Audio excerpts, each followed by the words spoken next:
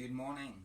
We are on day 29 of our devotional, Spiritual Warfare, a Guide to Spiritual Fitness for the Battle, that my father-in-law wrote about 5 years ago.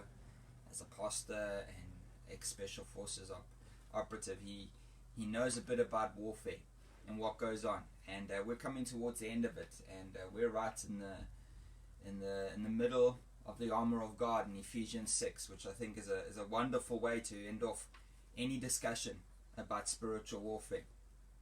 So here we go on day 29. Ephesians 6 verse 15 to 16 says this: "And having shod your feet with the preparation of the gospel of peace, in addition to all, taking up the shield of faith, with which you will be able to extinguish all the flaming missiles of the evil one." As a soldier, you spend a lot of time on your feet. Therefore, good footwear that does not slip and is comfortable is essential. The verse above reminds the Christian soldier that they need to carry the good news of the gospel message wherever they go and stand firm in sharing it. The shield of faith, like the modern riot shield, is vital to deflect the incoming dangers. The shield of faith is simply choosing to accept what God says in all matters, to obey Him, and step out to do His will for you here on earth. It is choosing to trust God and His promises, regardless of the circumstances, knowing that He has your best interests at heart, and knowing that He can see the end, and therefore we are to trust in Him. Satan, the evil one, will try to sow doubt, ridicule, and many more missiles, but stand firm, keep faith in God, and Satan will not be able to break you down. Do we as modern Christians really trust God? Or have we greater faith in our intellect, qualifications, money, possessions, or what the world thinks of us? If God told you to build an ark in your town, would you? If not, I dare say that your shield needs some repair. Prayer for today is, Lord, help me to go and share with joy and to parry the attacks that come by trusting you. I'm amazed. Actually, I probably shouldn't be amazed, but it still surprises me so often when I see articles about how hopeless people are, and how depression is just attacking people. And I think the reason I'm surprised is because as a Christian, I know where my hope is, and I know where my peace is found. And I think of the shoes that the sandals of peace. I'm South African, so I'm going to call them the tackies.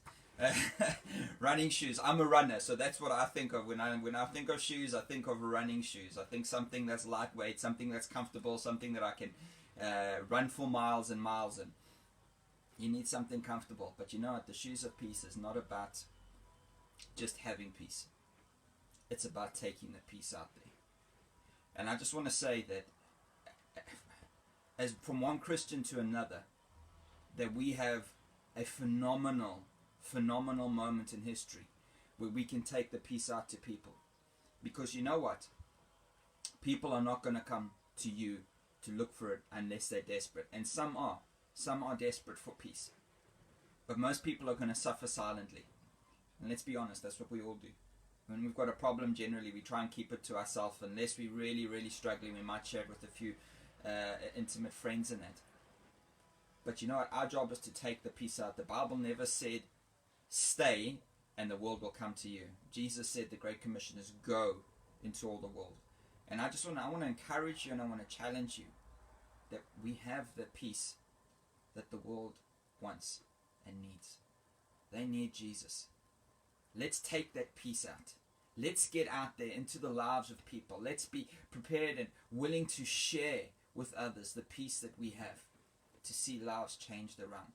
Take the peace out there. You've got the peace. We have the peace of Jesus. I know that we struggle, and I know that we still fall victim to emotions and to things that we're going through. But ultimately, there's a bedrock of peace. That, you know, when I know, even when I'm struggling, when my kids are sick, when my finances are down, when the car is broken, whatever is the problem is, I kind of will be struggling, but I hit that bedrock of peace, and I'm solid there.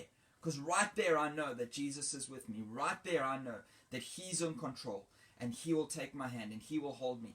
The world doesn't have that. They just keep on falling, wondering when are they going to hit the bottom. Let's take that peace out into the world. Be encouraged.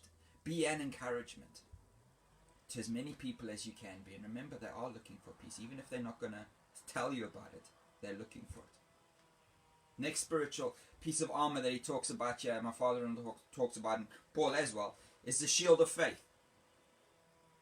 And I like what my father-in-law says here. I have to say that. It says, the shield of faith is simply choosing to accept what God says in all matters, to obey Him, to step out and do His will for you here on earth. And so often, I think the modern gospel has twisted faith to be some airy-fairy expression of your Christianity, and it's not that. Faith is very simply trusting God at His word and then doing what His word says. You see, it says here in Ephesians 5 verse 6 verse 16, it says, in addition to all, listen to these two words, taking up the shield of faith. It's not sitting there in a sort of campfire kumbaya and hoping that faith just arises and you can conquer. That's not faith. Faith is lived out in obedience to what God's word says. I think it was James that said, show me your faith without works, I'll show you my faith through my works, by my works. Faith is active. And when the enemy comes knocking, we have a choice. Remember, this is all about spiritual warfare, that we're in a spiritual battle. We're fighting against an enemy that is taking no prisoners. The Bible says in John 10:10 very, very clearly, the thief comes to steal, kill, and destroy. He's not out to make friends. He's not out to take a POW and give you comfort or anything like that, or extract information out from you. He wants to destroy you. That's the enemy we're fighting against. And we have this incredible, incredible shield of faith that we can use. Are we using it properly? When the enemy attacks us, are we just talking faith, or are we actually living faith and obeying what God's word says? We have effective tools, mighty to the pulling down of strongholds. These are part of the tools that God's given us to fight the enemy. And you know what? The battle is only going to get worse.